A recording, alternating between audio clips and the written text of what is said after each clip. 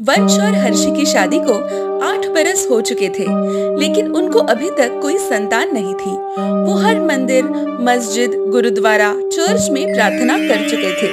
वंश के घर वाले हर्षी को ताने मारते थे और हर्षी के घर वाले वंश की कमियां गिनाते थे। इसी से परेशान होकर दोनों अपनी पालतू बिल्ली सहित नए शहर में जा बसते हैं। हर्षी नए घर के काम से परेशान होकर एक मीनू नाम की बाई रखती है। मीनू बहुत अच्छे से घर के सारे काम निपटाती थी। वो घर के सदस्य की तरह रहने लगी। एक दिन जब बहुत उदास होकर हर्षी रोने लगी, तब अरे भाभी क्यों रो रही है? कुछ नहीं, बस ऐसे ही। अरे भाभी कुछ तो बताइए। क्या बताऊं? शादी के इतने साल बाद भी बच्चे ना होने के कारण सब लोग ताना मारते रहते हैं। भाभी, यहाँ से कुछ 50 कोस दूर एक गांव है। वहाँ एक पुरानी हवेली के पास एक कुआं है। कहते हैं उस कुएं से कुछ भी मांगो पूरा हो जाता है। लेकिन क्या?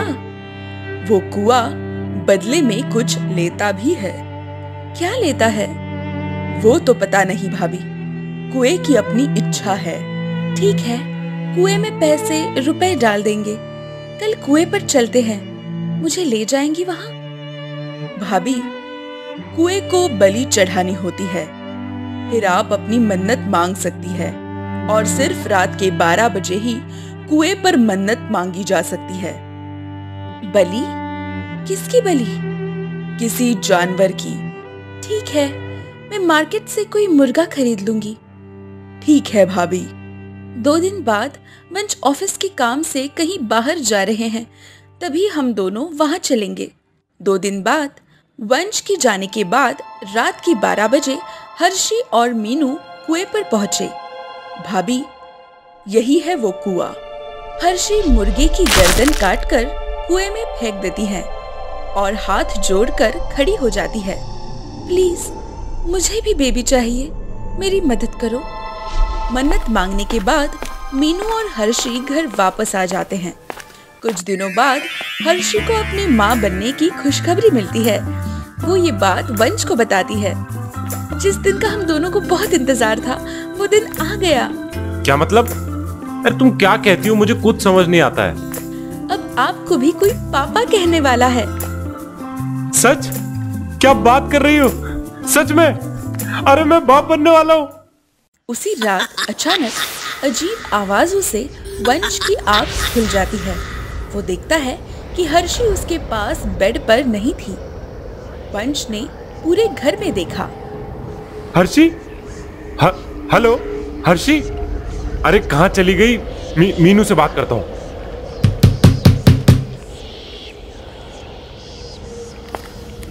मीनू, हर्षी कहाँ है? भैया, हमें क्या पता, हम तो अंदर सो रहे थे। भाभी घर में ही होंगी। नहीं, मैं बाहर देख कर आता हूँ। तुम घर में ध्यान रखना।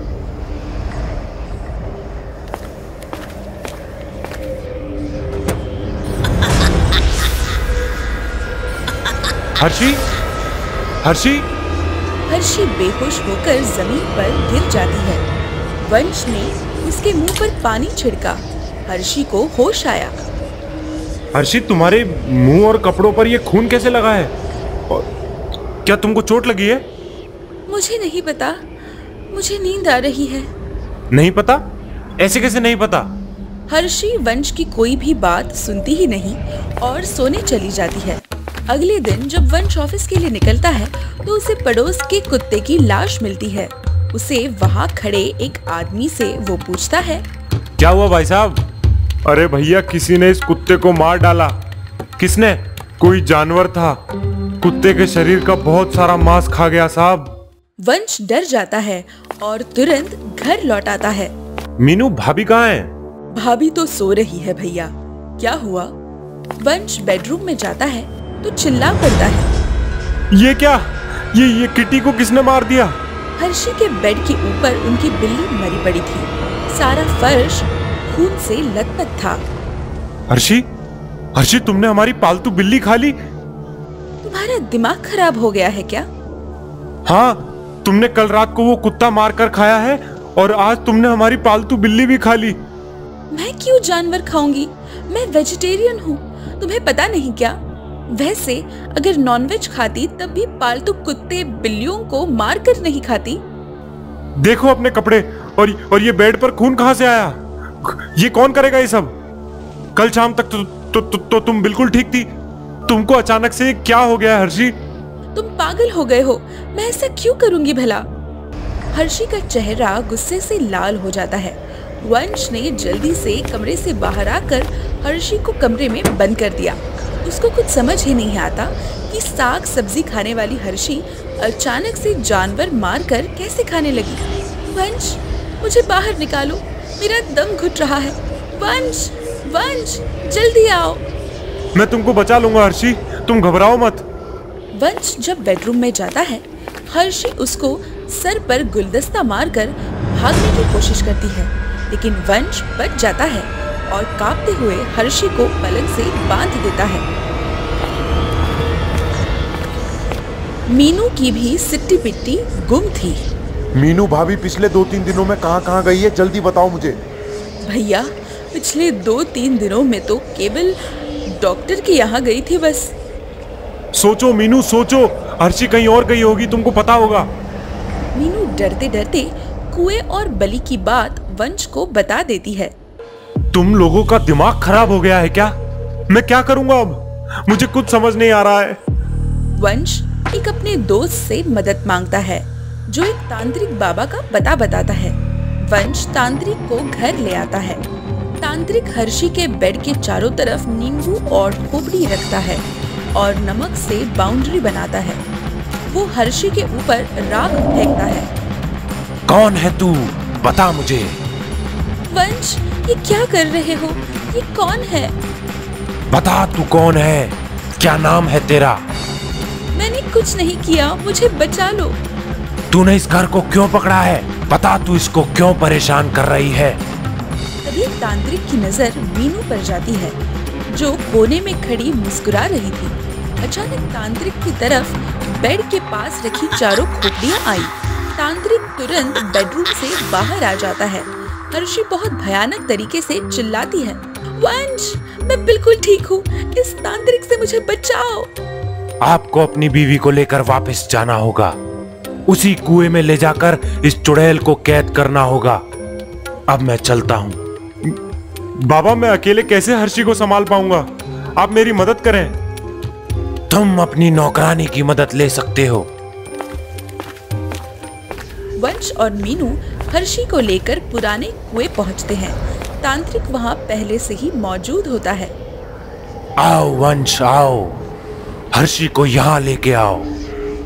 जैसे ही हर्षी और मीनू कुएं के पास आते हैं, तांत्रिक मीनू के ऊपर पवित्र राख फेंकता है। मीनू चीखने लगती है और पिशाचनी में बदल जाती है। वंश और हर्षी चौंक जाते हैं।